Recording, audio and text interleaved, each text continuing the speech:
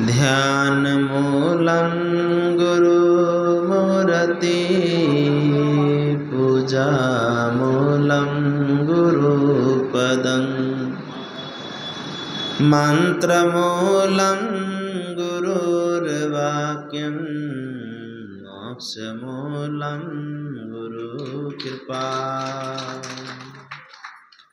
गुरु को कीजे बंदगी कोटि कोटि प्रणाम। कीट न जाने भृंग को तो गुरु कर ले आप समान। कीट न जाने भृंग को तो गुरु कर ले आप समान। बोलो सद्गुरुदेव की। विश्व वंदनीय संत सम्राट सद्गुरु कबीर साहिब के पावन चरणों में कोटि कोटि दंडवत प्रणाम। मेरे हृदय मंदिर के आराध्य देव सद्गुरु श्री गुरुदेव के पावन चरणों में कोटि कोटि दंडवत प्रणाम। व्यासपीठ पे विराजमान परम पूज्य परम वंदनीय श्री साहिब जी के चरणों में कोटि कोटि दंडवत प्रणाम। सत्संग प्रेमी भक्तों, भक्तिमती माताओं एवं प्यारे बच्चों,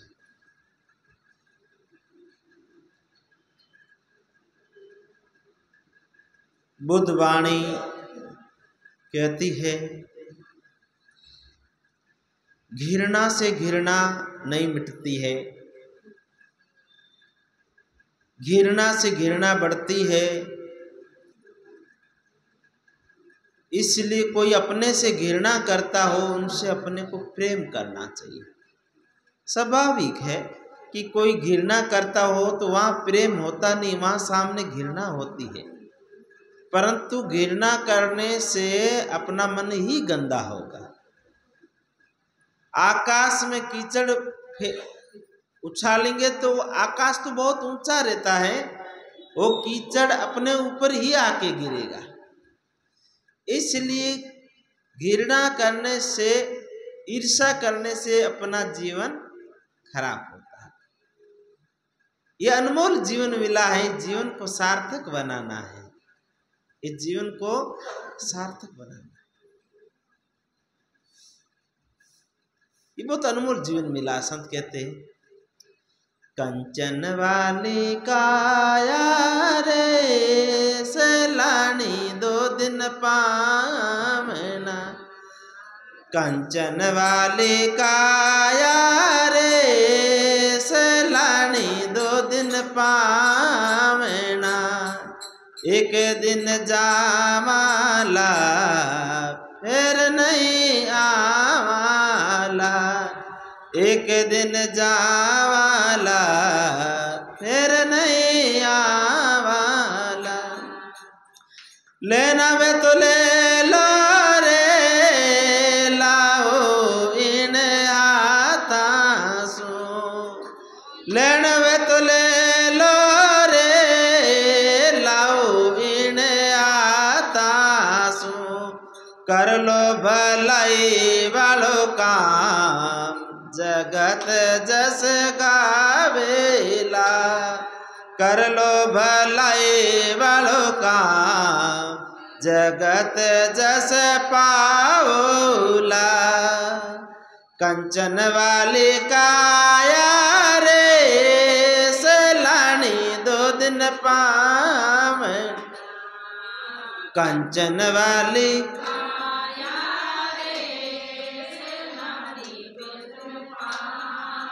ना, एक दिन जावाला फिर नहीं आवाला। एक दिन जावाला फिर नहीं आवाला। बोलो बोलो ये मरत है बताइन मुकड़ा सू। बोलो बोलो बताइन मुकड़ा सू। फूला वाले मल मल छोड़े अमर वो जाओ।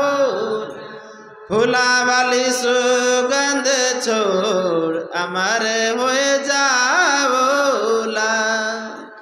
कंचन वाली काया रे सलानी दो दिन ना, कंचन वाली काया रे सलानी दो दिन, एक दिन जावाला फिर नहीं आवाला, एक दिन जावाला फिर मिलना वे तो मिले लो रे गुरु जी वाला भगता सो, मिलना वे तो मिले लो रे गुरु जी वाला भगता सो। मेलो बिछड़ियो जाए फिर पछताओला,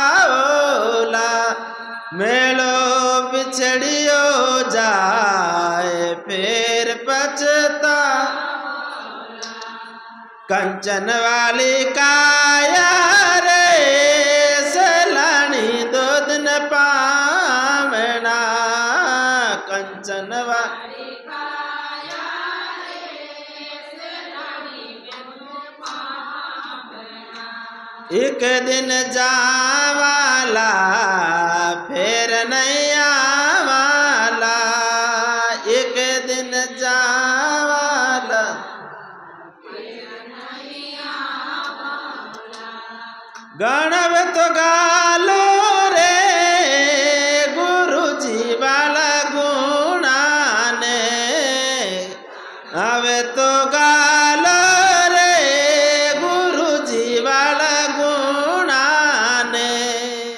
भैरव भज मन राम अमर हो जाओला, भैरव भज मन राम अमर पद पाओला।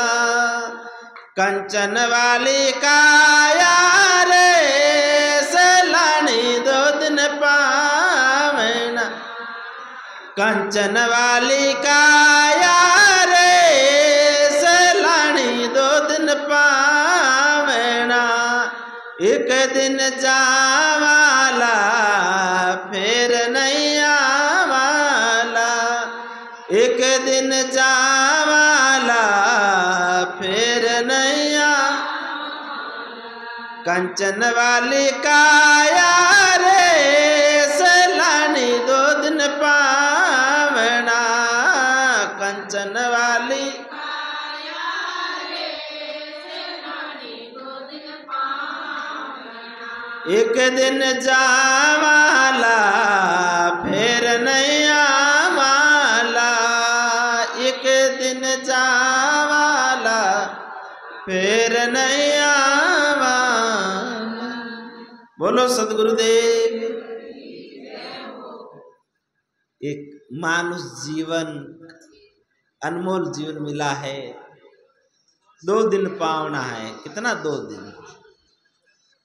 एक दिन आया है, एक दिन चला जाएगा। 2 दिन के बीच में जो जिंदगी है बहुत थोड़ी सी जिंदगी है, कोई ज्यादा बड़ी नहीं है। देखो आधी जिंदगी तो सोने में बीत जाती है, आधी जिंदगी सोने में, फिर 20% खाने पीने में लग जाती है, फिर 10% थारी मारी में लग जाती है? पीछे बच्ची 20% जिंदगी, और 20% रिश्तेदारी निभाओ। सत्संग करने के लिए इंसान के पास टाइम नहीं है, दुनिया भर का प्रपंच करने के लिए टाइम है, सत्संग करने का टाइम नहीं। वो कहते हैं अभी तो बहुत भाग दौड़ है, बुढ़ापे में तो सत्संग ही करनी है। अरे विचार करो, जवान अवस्था में जिंदगी भर अपना कुकर्म करा, उलूल झुलूल करा, सत्संग में नहीं आएंगे तो स्वाभाविक मन कुकर्म में लगेगा। क्यों? मन का स्वभाव है नीचे की ओर बहना, जैसे पानी ढलान में अपने आप चला जाता है, इसी प्रकार मन विकारों में, कुवासना में, गलत रास्ते अपने आप चला जाता है। इसलिए इस मन को सत्संग में लेके आओ, सत्संग में लगा के रखो। एक सत्संग है साधना केंद्र, इसमें लगा करके मन को अपन सुबह कर सकते, अच्छा बना सकते। पर एक दिन तो जाना ही है, क्यों? अपना बाप दादा सब गया परा, पापा नहीं जाऊँ जे एक दिन, पर जाने से पहले वो तैयारी तो कर लो। कहाँ जाना है कोई ठिकाना है? कहीं कहाँ जाना कोई ठिकाना ही नहीं है। अब कोई रिक्शे में बैठे, रिक्शे वाले पूछे के जाऊँ भाई जी, देखो तो मन ध्यान को नहीं, रिक्शे वाले किधर ले जाएगा, उतार देगा, उतर जाओ। आगे एड्रेस होना चाहिए, एड्रेस होगा तो ही रिक्शे वाला अपन को ठिकाने पे ले जाएगा। अगर आप एड्रेस नहीं बताओगे, रिक्शे में बैठ जाओगे, कोई थोड़ा बहुत अबे इन जगह आओ में तो खोड़िया बालाजी रो नाम ले ले, बस स्टेशन उतर जावे, रिक्शे में बैठ जावे, तो ही नाम जान तो खोड़िया बालाजी मंदिर है, तो उठे आनके ने पूछ ले अठे सत्संग कट्ठे चले पास में, तो ही पतो चल जावे। और बिल्कुल पतो ही को नहीं, और आन उठे स्टेशन माथे रिक्शे में बैठे, रिक्शे केवे के मारे सत्संग जाओ। अब जाओ की ठोड़ है, जगह ठिकाना होना चाहिए। बहुत गहरो बिचारी बात, छोटी नहीं है, बहुत गहरी बात है। एक दिन जावनो है न, जावनो की जगह है, वो जगह अपना तय करी को नहीं, उन जगह ने तय करनी है। नहीं तो मन तो कहाँ ले जाएगा, मन तो नीचे की खानियों में ले जाएगा। मन का स्वभाव है, अगर सत्संग नहीं करेंगे, भजन नहीं करेंगे, गुरु की शरण में नहीं बैठेंगे, तो मन तो नीचे की आवागमन की खानियों में ले जाएगा, तो कष्ट भोगेला, दुख अपारा। वहां कोई दुख उसका सुनने वाला नहीं है, कष्ट झेलेगा, दुख सहेगा। बुद्ध वाणी कहती है कि अवसर मिला, अनमोल मिले, जीवन को सार्थक बना लो। सिद्धार्थ से गौतम बुद्ध हो गए, बुद्धत्व को प्राप्त कर लिया। बुद्ध एक अवस्था का नाम, जैसे परमहंस कोई नाम नहीं होता, परमहंस एक स्थिति का नाम है, उस स्थिति को प्राप्त कर ले परमहंस। इसी प्रकार बुद्धत्व, जो संसार के मोह माया विकार को बाहर से नहीं अंदर से छोड़ दिया। बाहर से छोड़ना सरल है, बाहर में अभी फूल मेरे हाथ में, मैं चाहूं तो अभी इसको छोड़ सकता हूं, पर अंदर से इस फूल में चिपका हुआ हूं तो छूटना, बाहर से तो छूट जाएगा, मैं भीतर से चिपका हुआ है, तो भीतर में चिपका हुआ है ना, वो कष्ट देता है। राजा जनक राज महल में था, पर अंदर से चिपका हुआ नहीं था, अंदर से राजा जनक मुक्त था। उस राज महल में, राजभवन में रह करके एक सन्यासी सी स्थिति में था। पर सब लोग ऐसी स्थिति होना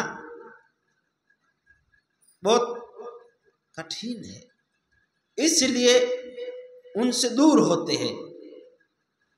दूर होंगे तो कम से कम दिखेगा नहीं, उसमें मन नहीं जाएगा, दूर होकर के जाना पड़ता है। पर तो कहाँ जाएंगे, छोड़ के इस शहर में आना पड़ेगा, बस्ती में आना पड़ेगा। इसलिए जहाँ हो वहीं भजन करो, खूब भजन करो, श्वासों श्वास भजन करो। समय, अनमोल समय कहीं खाली नहीं जावे, बर्बाद नहीं हो जावे। बुद्ध कहते मेरे शिष्य काफी साल मेरे साथ रहे, परंतु उनको उस सत्य का बोध नहीं हुआ।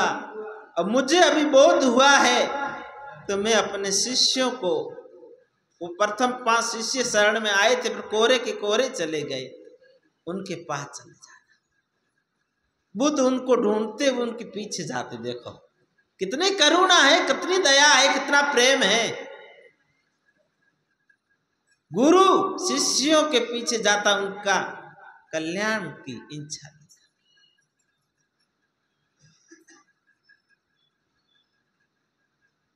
कैसे गुरु, वो बुद्धत्व की स्थिति होती तभी ही जा सकते पीछे, नहीं तो अहंकार झुकने नहीं देता है।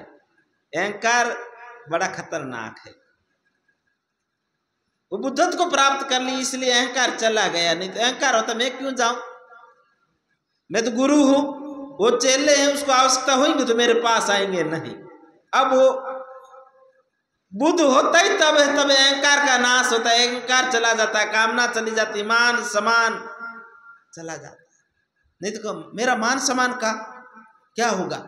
मैं कैसे शिष्य के सामने गुरु झुक जाए? बहुत असंभव है, बहुत असंभव झुकना। बहू के सामने सास झुक जाए, बहुत असंभव है।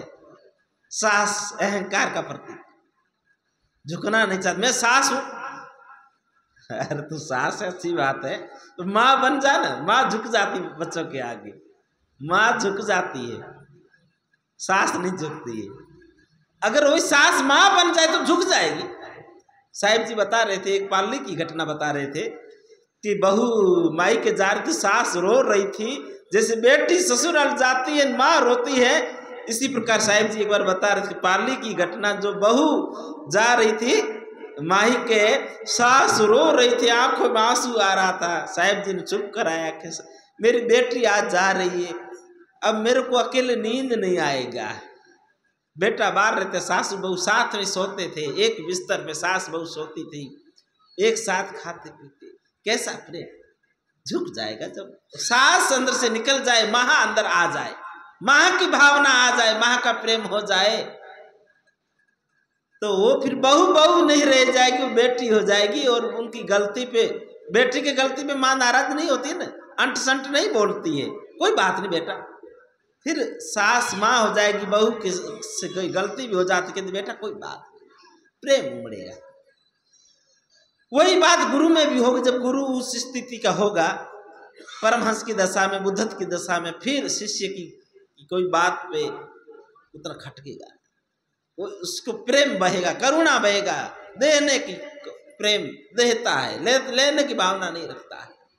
समुद्र लेता है परंतु नदी हमेशा देती है, नदी हमेशा देती है, समुद्र को देती रहती है। इस जो देता है वो मीठा होता है, वो लेता रुगुण होता है। समुद्र लेता है, खारा है, वो नदी देती है, इसलिए हमेशा पवित्र होता है। नदी का जल स्वच्छ होता है और मीठा होता है। नदी का जल कोई खारा नहीं होता है, मीठा जल होता है। बुद्ध कहते हैं मेरे 5 शिष्य आए थे और उनको पहले मुझे धर्म जगाना है उनके अंदर। उधर मगध बीच में राजगृह होते हुए,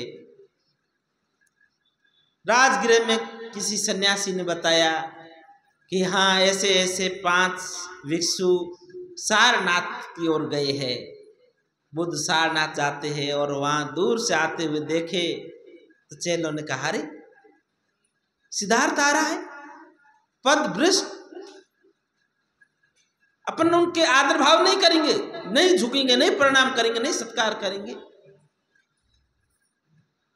तो क्या लेने आ रहा पीछे? पद भ्रष्ट हो गया है। सबने ठाना था कि प्रणाम नहीं करेंगे, झुकेंगे नहीं, उनके समान में खड़े नहीं होंगे, आदर नहीं देंगे। पर जैसे जैसे बुद्ध के कदम नीचे पड़े तो वो बैठे हुए बैठ नहीं पाए। उनका जो तेज, उनका जो आभा, उसका प्रेम, उसका करुणा, उन सबको बैठे के बैठे खड़ा होना पड़ा। बैठ नहीं पाए, खड़े हो रहे, ये वो सिद्धार्थ तो नहीं है, ये ऐसा परम आत्मा कौन पुरुष है, महापुरुष है। खड़े हो जाते हैं, नस्तिका चरणों में गिर जाते हैं।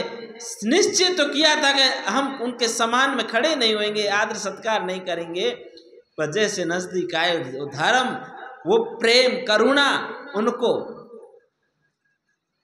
तुरंत खड़ा कर दिया, चरणों में झुक गए, लौट गए और कहते आप लोग पा लिया। क्या क्या बात है, क्या बात है। उन 5 शिष्यों में से प्रथम सिद्धार्थ का गुरु था आचार्य कौंडिन्य, जिन्होंने गुरुकुल में उनको धर्म शिक्षा दी थी। पहले गुरु बना, फिर गुरु भाई बना और फिर शिष्य बन करके वहां से आया और फिर वापिस परम जागरण सत्य का बोध करवाते हैं बुद्ध। तो उस समय आचार्य कौंडिन्य कहते हैं बुद्ध कितना लंबी छलांग लगाई, मैं तो अभी वही का वही रहा, तुम छोटे से थे मेरे शिष्य रूप में और आज तुम बुद्ध हो गए हो, बुद्धत्व को प्राप्त किया है और आज इतनी लंबी तुमने छलांग लगाई, उस परम सत्य को पा लिया। तुम युग पुरुष हो, जन जन का कल्याण करो। 5 शिष्य गुरु के सामने बैठ जाते हैं, बुद्ध उनको प्रवचना देते हैं, 5 शील देते हैं, शील समाधि प्रज्ञा देते हैं, अष्टांगी मार्ग का ज्ञान देते हैं और झुक जाते। कहते तुम मेरे प्रथम 5 शिष्य जगे, अब तुमको अधिकार है, तुम अपने आगे से आगे मानव मात्र का कल्याण करना है, आगे से आगे जागरण देना है, आगे से आगे ये बोध करवाना है। ये कल्याणकारी गंगा है, एक जगह ही पड़ी रहे तो दूषित। गंगा माँ तो बहती ही अच्छी लगती है, जन जन का कल्याण करती हुई, इसलिए ज्ञान की गंगा है, ये बहती रहे चारों दिशा में ज्ञान के स्तर से। आगे चलते हैं, रास्ते में एक पहाड़ से कूद करके एक व्यक्ति आत्महत्या कर रहा था। बुद्ध ने उसका हाथ पकड़ लिया, बोला क्यों आत्महत्या करना था? बोला मैं दुखी हूँ, मैं इस संसार से परेशान हूँ, इच्छा कामना से परेशान हूँ, तृष्णा से वासना से परेशान हूँ। बुद्ध ने कहा नहीं। बोला नहीं, आपको क्या तकलीफ है? मेरा शरीर है। बोला नहीं, इस पे तुम्हारा अधिकार नहीं है, तुम्हारे माता पिता का अधिकार है, जिन्होंने तुम्हें जन्म दिया, पाला पोसा है, पूरा तुम्हारा अधिकार नहीं है इस पे। बुद्ध उनको रोक लेते हैं, धर्म ज्ञान की चर्चा देते, उसके अंदर से अज्ञान की नींद से जागता है, अनमोल जीवन मिला है और बुद्ध के चरणों में गिर जाता है। बोले चल तुम्हारे माता पिता कहाँ हैं? उनको लेकर के उनके माता पिता, व्यापारी बहुत बड़ा सेठ था, उसके पास ले जाते। उनका इकलौता पुत्र, माता पिता रो रहे थे। कहा ये तुम्हारा पुत्र। बुद्ध के शिष्य ने कहा देखो ये तुम्हारा पुत्र आत्महत्या मरने जा रहा था और भगवान बुद्ध ने इनको जीवन दान दिया है, बचाया है और धर्म का ज्ञान दिया। बुद्ध कहते हैं अब तुम अपने माता पिता की सेवा करो, यहाँ रहो। वो धनी पुत्र कहता है नहीं, मुझे तुम्हारी शरण में ले लो, मुझे कुछ क्षण तुम्हारे शरण में आया, मेरे अंदर काम की अग्नि, विकारों की अग्नि शांत होने लगी, मुझे अच्छा लगा, अपनी शरण में ले लो। बुद्ध कहते हैं ये रास्ता सबके लिए है, धर्म का रास्ता, कल्याण का रास्ता, चलो। तो उसके माँ पिता कहते हैं तुम हमारे इकलौते पुत्र हो। वो कहता है मैं तुम्हारी सेवा करने के लिए अवश्य आऊँगा, अभी मुझे आप आज्ञा दीजिए, मैं बुद्ध की शरण में रह करके मेरे अनमोल जीवन को सार्थक बना दूं, कल्याण का काम कर लूं। मेरी खुशी, मैं कल्याण का काम कर लूं। धर्म चर्चा, ज्ञान की चर्चा उनके माता पिता ने सुनी, उनके अंदर भी करुणा प्रेम जागरण हुआ और कहा कि पुत्र जिस रास्ते में तुमको सुख और शांति लगे वो रास्ता अपनाओ, पर ये धन, ये परिवार, इसका क्या होगा? वो धनी पुत्र कहता है पिता श्री ये धन, ये वैभव मुझे शांति नहीं दे सकता है, कांटों की तरह चुभता है।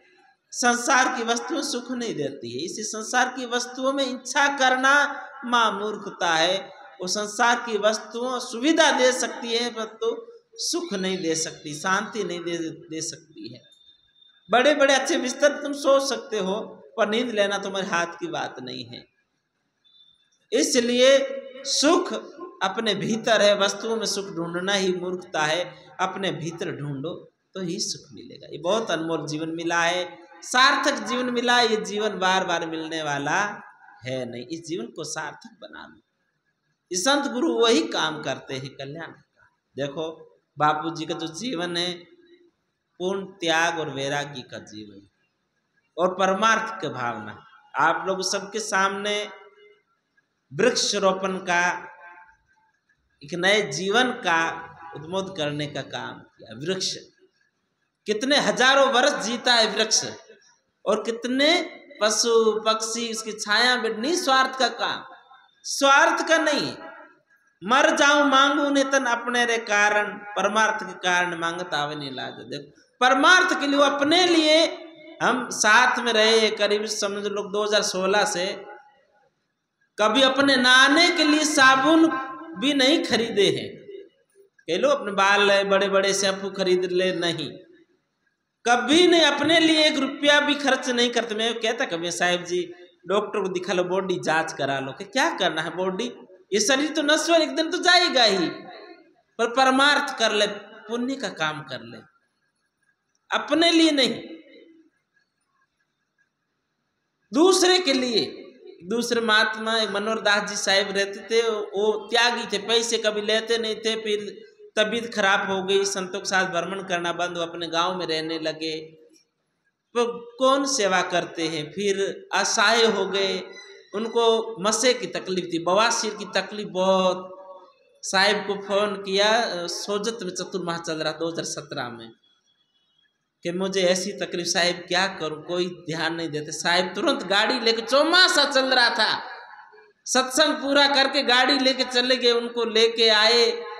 और वो तो पैसा ही छूते नहीं थे, साहिब जी के पास जो था उससे उनको ले जा करके सोजत ले आए, वारणी से सोजत ला के, फिर सोजत से ले गए ब्यावर, ब्यावर में भर्ती करा के ऑपरेशन कराया, उनका इलाज करवाया और ठीक करा के फिर उनको वापिस छोड़ के आए। बस परमार्थ का जीवन, साधु का जो जीवन है ना, अपने लिए नहीं जीते हैं, दूसरों के लिए। भोजन करने के लिए, उसी चतुर्मास भोजन करने के लिए हम गए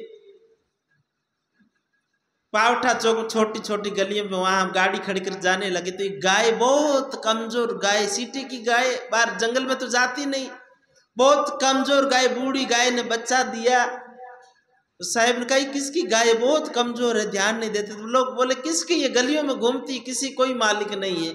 साहिब ने कहा इसका मालिक मैं हूँ, इसका मालिक मैं हूँ। झोली से पैसा निकाला, मुट्ठी भर के उनको माता को दिया कि ये गाय मेरी है, इस गाय को अच्छे से खिलाना पिलाना, ये गाय ऐसी कमजोर रहेगी, इसका बच्चा को दूध कहाँ से मिलेगा, गाय मर जाएगी और बच्चा भी मर जाएगा। कितना परमार्थ का जीवन, तुरंत झोली से मुट्ठी भर के पैसा आया, जैसे पैसा दे दिया, इसको दाना पानी ला के कुछ खिलाना, गाय ठीक हो जाए और इसके बच्चे को दूध मिले। देखो वो लोग तो देख रहे थे, गली वाले। संत का हृदय कोमल होता है, करुणा होती है, उससे दुख देखा नहीं जाता है, दुख देखा नहीं जाता है, तुरंत ये इससे ही संत के जिसके अंदर करुणा हो, प्रेम हो, तुरंत कर दिया। बहुत सारी कई घटनाएं ऐसी है, बताने तो इतना टाइम नहीं है, बता नहीं सकते, इतनी बहुत बातें हैं कि ऐसी ऐसी घटनाएं घटती है। और वहां पे ये इसी संत कहते हैं, करुणा होती है, परमार्थ के लिए, अपने लिए नहीं, परमार्थ के लिए तुरंत कर लेते हैं। वृक्ष बहुत लगाए, बड़े बड़े वृक्ष हो गए, 2017 में जाके वृक्ष लगाए थे, बहुत बड़े बड़े हो गए हैं, कम से कम 15-15 फीट ऊंचे हो गए वृक्ष, उसकी छाया में पशु बैठ सकते हैं। अब और वृक्ष लगाए, आप लोगों ने सहयोग किया और वृक्ष लगाए परमार्थ के लिए। जैसे जैसे आप लोगों ने किया वैसे वैसे वहां संत रहते, उनके खाते में पैसा भेजा और वृक्ष मंगा करके नीम लगवा दिए। यही तो होता है परमार्थ का जीवन। परंतु आश्रम में 4 जगह आश्रम है, पर रहते कहीं नहीं है। नागौर में बड़ा आश्रम है, सबसे बड़ा पुराना आश्रम, प्रथम नींव लगाई, मेहमान की तरह जाते हैं। कैसे 2-4 महीने में, कभी 6 महीने में जाते, 1 रात 2 रात रुकते हैं परमार्थ के लिए, भ्रमण सत्संग, और पास में 1 रुपया ही नहीं रखते, जैसे आते हैं खर्च कर देते हैं। बैंक बैलेंस नहीं है, इतनी बड़ी गाड़ी है ना, गाड़ी आती है और फिर गाड़ी लग जाती है काम। फिर अन्न क्षेत्र चलाना था, पैसा था नहीं, साहब बोले पैसे ने अन्न क्षेत्र चलाना, मेरा संकल्प गाड़ी को दे दिया। अन्न क्षेत्र चलाना आश्रम का काम बाकी पड़ा है और यहीं बैठ के अन्न क्षेत्र मेरे को इस साल ही चलाना है, गाड़ी को दे दिया। पैदल चलना मंजूर है पर अन्न क्षेत्र मुझे इस साल ही शुरू करना है, गाड़ी को बेच दिया। और पैदल चले कुछ दिन, काम हो गया और फिर गाड़ी आ गई, गाड़ी फिर आ गई। परंतु परमार्थ के काम में अगर अपना हाथ बढ़ाते हैं ना, कम नहीं होता है। चिड़ी चोंच भर ले गई नदी न घटियो नीर, धर्म करे धन ना घटे यूं कहे संत कबीर। महापुरुष की वाणी कभी झूठ नहीं होती है। और तुरंत वो अन्न क्षेत्र शुरू हो गया। और अन्न क्षेत्र हर साल कार्तिक महीने में चलता, 1 महीना। आओ कार्तिक मेला में आओ, देखो साहेब जी अपने हाथ से सोगरा बनाते, अपने हाथ से बनाते हैं। आप यूट्यूब पे देखोगे वीडियो, अपने हाथ से बैठते नहीं है, मेहनत करते कि दूसरा आदमी लगाएंगे भोजन के, उसको पैसा देंगे तो उस पैसों से किसी के पेट में, भूखे के पेट में अन्न जाएगा तो कितना बड़ा पुण्य है। विचार करो अपने शरीर का क्या होगा। अपने शरीर से भोजन बना करके और फिर गाड़ी में धर करके वहां घाट पे जा करके शाम को आरती का टाइम होता, जब तक संतों को भक्तों को सबको भोजन खिलाते और साथ में सोल ले जाते, सोल सबको सोल उड़ा के आते और संतों को 20-20 रुपये दक्षिणा भी देते। और ओढ़ने के लिए तो सब गरीब हो, जिसको जरूरत हो उनको सबको ओढ़ने के लिए सोल भी बांट के आते। जितना भी चौमासे में सोल वगैरह आता है इकट्ठा कर करके वो सब वहीं ले जाते हैं और भगत अपनी तरफ से देते, वो भी वहीं उड़ाते हैं। फिर गंगा आरती करके और फिर वहाँ थोड़ा ध्यान भजन आरती वगैरह करके फिर वापिस आते। वापिस आके बैठते नहीं, 9 बजे वापिस आते। फिर वो बर्तनों को धोने का भगोला, बड़े बड़े बर्तनों को धुलना, देखो पर खुशी होती है। चाहे तो आदमी लगा सकते, पर आदमी लगावे, पर आदमी लगा के भोजन बनाएगा ना, अपने हाथ से भाव से बनाएगा, दोनों में फर्क होगा। एक तो माँ के हाथ का भोजन हो, एक नौकरानी रखो भोजन बनाने के लिए, दोनों में फर्क होगा। माँ भाव से प्रेम से बनाती है और नौकरानी तो पैसों के लिए बनाती, उनको कोई भाव नहीं होता, प्रेम नहीं होता है। तो साहिब जी अपने हाथ से भोजन बना करके और फिर वहाँ भोजन खिला के आरती कर वापिस आके फिर वो बर्तनों को वापिस धुल के मांज के ठीक से करके रख करके रात में 11-12 बजे विश्राम करते और फिर सुबह वापिस वही जल्दी उठना, 4 बजे 5 बजे मंडी जाके सब्जी ले आना, ताजी सब्जी लाते हमेशा। और फिर सूखी सूखी, ज्यादा पानी वाली सब्जी नहीं, क्यों? क्योंकि पत्तल और डोना में सब्जी देंगे, पानी वाली सब्जी तो बह जाएगी। सूखी सब्जी बना के ले जाते, अच्छी खूब सारी सब्जी लाते, खूब सारी सब्जी बनाते और लेके जाते। देखो स्वार्थ नहीं, परमार्थ। इस पुण्य की गंगा में आप हाथ बढ़ा सकते हो। कोई अपने माता पिता के पुण्य स्मृति में भी भोजन पुष्कर में दे सकते हो। छोटी रसोई है ना, छोटा सा है, ज्यादा नहीं। शुरू से लेकर के आधा कार्तिक मास तक 5100 की रसोई है। कितने?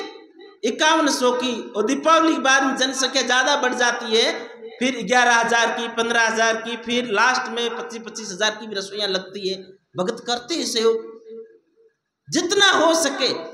जरूरी नहीं आप हो सके, आपने शक्ति हो ना वैसी आप सेवा कर सकते हो, जैसी शक्ति हो, शक्ति जैसी भक्ति। छोटी रसोई दे सकते हो 5100 की, अपने माता की स्मृति में, पिता की स्मृति में, सासू की स्मृति में, ससुर की स्मृति में, भाई बहन, किसी के जन्मदिन में भी दे सकते हैं। किसी का जन्मदिन है, जन्मदिन के उपलक्ष्य में दे सकते हैं, सेवा है। इतना नहीं कर सकते, जैसी शक्ति हो। नमक का थैली ही दो, नमक की भी जरूरत पड़ती है ना, नमक बिना भोजन अल्लूना लगता है। तेल का डब्बा दे दो, घी का डब्बा दे दो, चावल की बोरी दे दो। पर ज्यादा चावल बनता नहीं, चावल कम बनाते, ज्यादा गेहूं है, बाजरा है, मूंग है, चना है, जैसी अपनी शक्ति हो वैसी सेवा कर सकते हो। अपना उसमें भागीदारी बन सकते हो। पुण्य की गंगा में, परमार्थ की गंगा में भागीदारी बन सकते हो। जैसी शक्ति हो, थोड़ी थोड़ी अन्न की सेवा कर लो, दाल की सेवा कर लो, मूंग की सेवा कर दो, तेल, घी, मिर्च, मसाला, जो भी, उसमें आप भागीदार बनेंगे। क्या बनोगे? संतों ने बीड़ा उठाया है, वो बीड़ा आप सब पूरा कर सकते हो, उसके सब भागीदारी बन सकते हो। बहुत बड़ी सेवा का, एक पुण्य का। यहाँ से पाली से पन्ने सिंह जी आते हैं, और भी कई भगत आते हैं। आप लोग भी इस बार जरूर कार्तिक पूर्णिमा के दिन सब जगह से भगत लोग आते हैं, खूब लाखों लोग इकट्ठे होते हैं। आइए और साहिब जी को उस रूप को देखिए। यहाँ पे इस व्यासपीठ में बैठ के ज्ञान की गंगा बहाते हैं और वहां अपने हाथों से सेवा करते हुए चेहरे पर मुस्कुराहट, और वो आप देखिए। संतों का जीवन परमार्थ का है, केवल परमार्थ का है। जितना हो सके ऐसे सेवा भावी परमार्थी के जीवन में के साथ अपना सहयोगी बनेंगे तो उसका फल अपन को भी मिलेगा, उसका पुण्य अपन को भी मिलेगा। अब ज्यादा नहीं कहकर अपनी वाणी को यहीं विराम देते। बोलो सद्गुरुदेव की जय।